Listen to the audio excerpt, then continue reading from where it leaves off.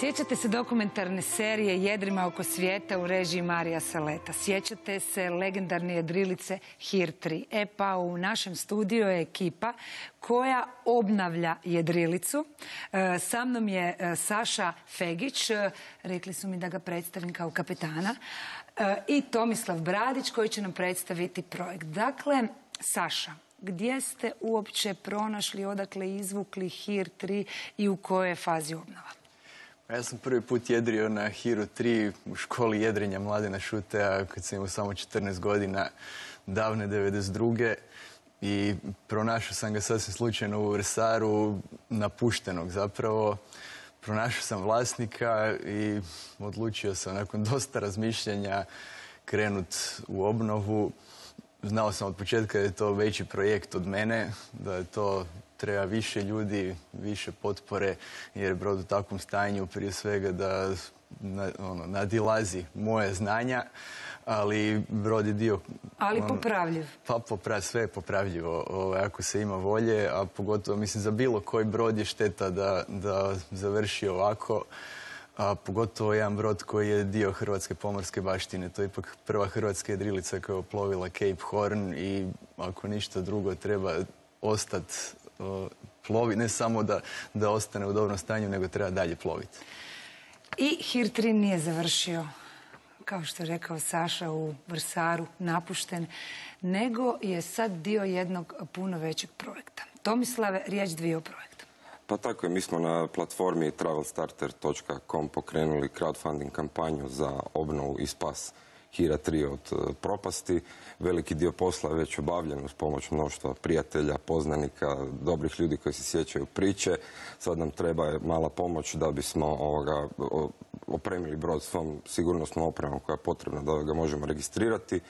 Pa bismo ga testirali na Jadranu i onda bismo negdje, ako sve prođe ok, u jesen sljedeće godine krenuli na put oko svijeta ponovno s Hirom.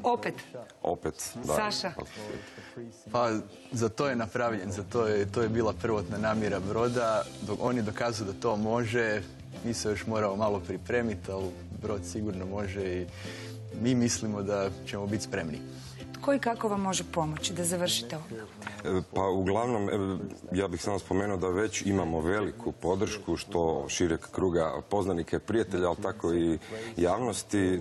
Tako da, evo, podržava nas i Hrvatska turistička zajednica kroz promociju na svojim društvenim mrežama, tako da vjerujemo da će nam to pomoći da ova kampanja završi uspješno i da privedemo projekt pripreme i plovidbe oko svijeta. Zapravo nije jedini cilj ove kampanje isploviti i oploviti svijet, nego zapravo i promovirati hrvatski turizam i jedrenje. Apsolutno, mi namjeravamo kroz te aktivnosti sve koje planiramo i na Jadranu i šire promovirati Hrvatsku kao sjajnu nautičku destinaciju i njenu nautičku tradiciju, to je pokazati da se mi možemo nositi i da je naša tradicija ravna svim velikim pomorskim silama svijeta.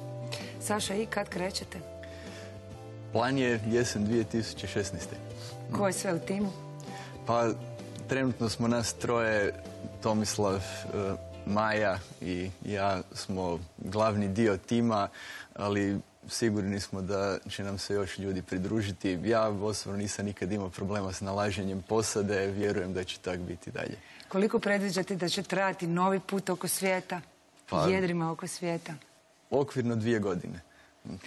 Želim vam puno sreće i nadam se da ćete nas izvještavati. Mi ćemo rado također pratiti vaš i projekt, ali i put oko svijeta koliko ćemo uspjeti. A s današnjim društvenim mrežama nadamo se bar sličicama. Hvala što ste došli u Hrvatsku uživo, a mi sad plovimo u sasvim druge vode. Modni projekt Croa Porte obilježava svoju 25. sezonu, to je 12